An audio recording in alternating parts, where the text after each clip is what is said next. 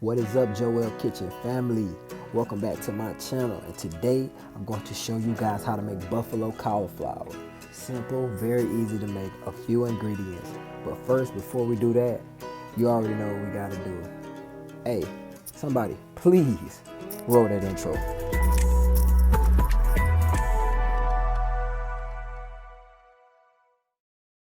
What is up, you guys, and welcome back.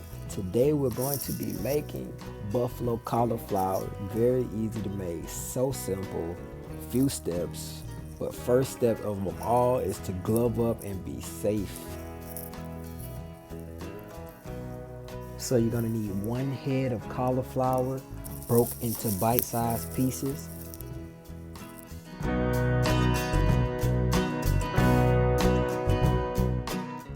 So for dry ingredients, you will need 1 tablespoon of onion powder, 1 tablespoon of baking powder.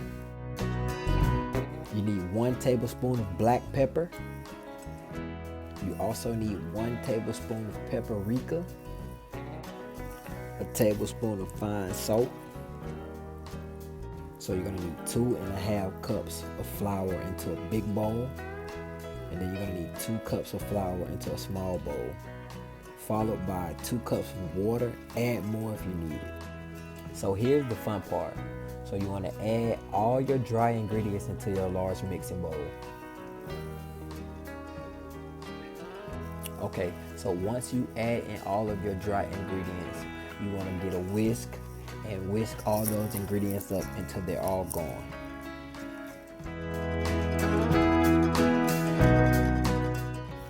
So now that you got all your ingredients incorporated into the dry mix,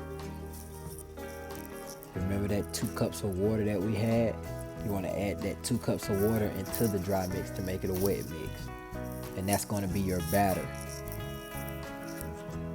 And remember, I said 2 cups of water, add more if you need it. And this is going to be a little bit on the thick side, so I want to add a tad bit more water to make it thin out a little bit, so it can grab onto those cauliflower a little bit better.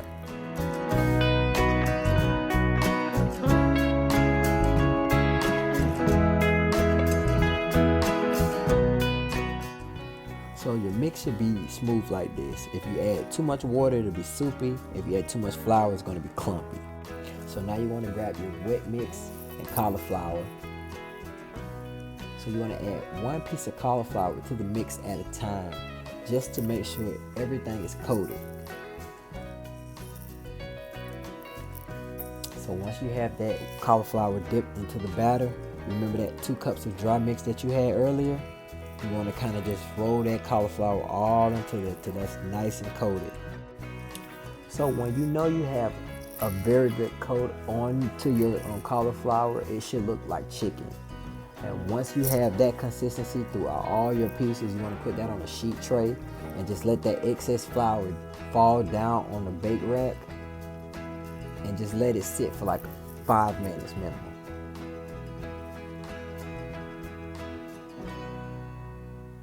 So I'm going to be frying my cauliflower in a pot on the induction cooktop.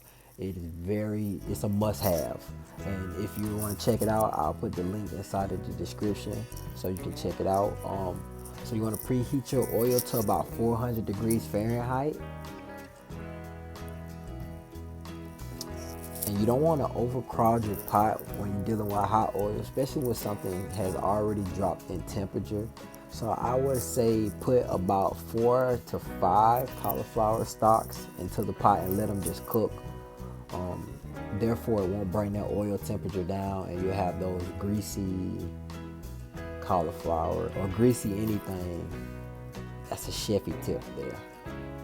So the moment of truth, this is the plating area. I always use white plates to showcase clean food. You don't have to. It's just a personal thing for me. Very easy. You want to hit it with a little bit of the buffalo sauce that I created, or you can use Frank's Red Hot. My sauce is bomb though, so I'll link it in the description box if you want to check it out. You want to hit it with a little bit of ranch, a little bit of feta crumble, some dried chives, and bam, there you have it, fried cauliflower. Thank all you guys for watching. Remember, like, share, subscribe, comment to the channel, and make sure you turn on post notifications so you never miss another video. And again, be blessed. Everybody have a good day. Signing off, Joel's Kitchen.